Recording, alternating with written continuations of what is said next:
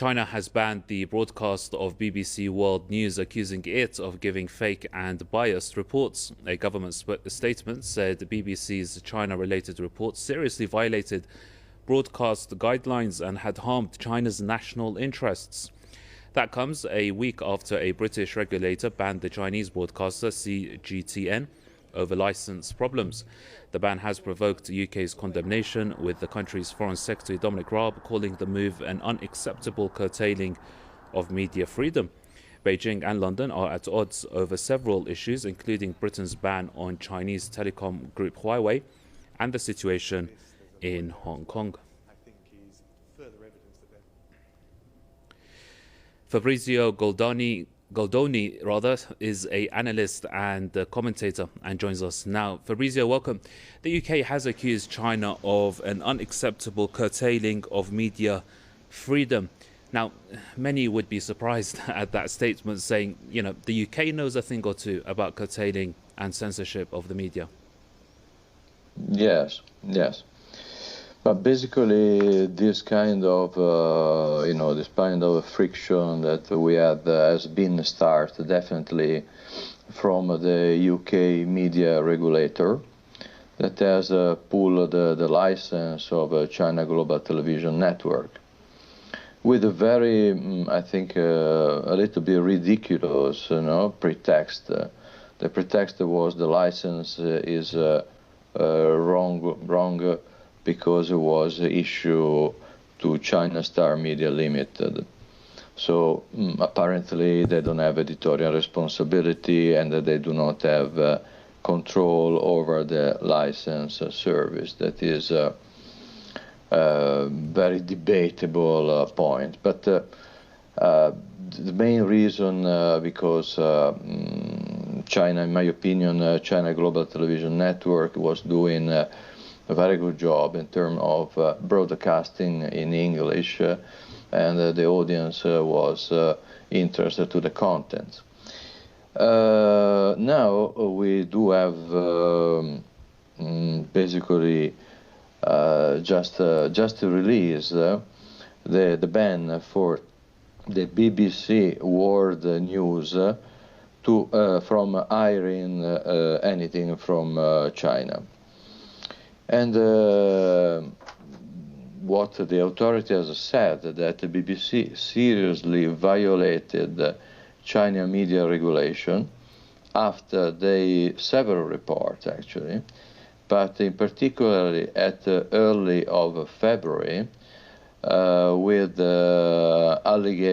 detailing allegation of torture against Uyghurs in Xinjiang. Now, I mean, personally, I followed quite a long time the issue of Xinjiang, and I have been there personally.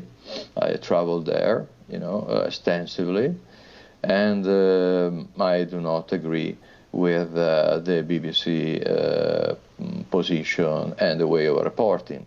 The same as I do not agree when BBC was reporting the facts of Hong Kong, where I live. So,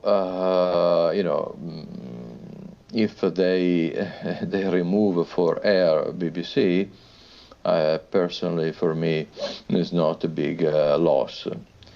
Right. Now, to put a little bit of a joke in this story, that there is a serious in any case, you have to consider that today in the Chinese world is the first day of Lunar New Year, no? So many people that they read the newspaper, they leave some comments, and they said that the BBC basically has just received from China what we call the red pack gift. So, just to give an idea, some envelope like this one, where normally for a bit of money. The day of today, so we put some gift. The only point that when the BBC will open the envelope, it will find something different. It will find a punishment. No, okay. So people also joke about a little bit about these kind of things. Right. But Jokes they aside, do. Fabrizio, tensions are, before I let you go, tensions are already high over a host of issues. You mentioned the Xinjiang and the Uyghurs. Yes. Do you see this as the beginning of another problem between the two countries? Okay, let's put it this way. There are several area of friction. One you mentioned, that is Xinjiang.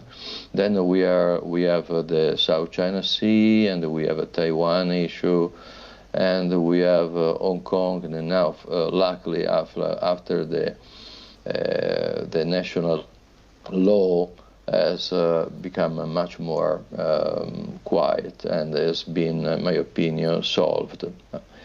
But especially on Xinjiang, I think that they will go on, but I would like to add one more thing, that was also the COVID, because many Western papers, including BBC, take some position about the COVID, not very clear, not very with a journalistic approach that it can be discussed. Yeah. Right. Thank you very much, Fabrizio, for your insight there. Fabrizio Goldoni, analyst and commentator, joining us out of Hong Kong.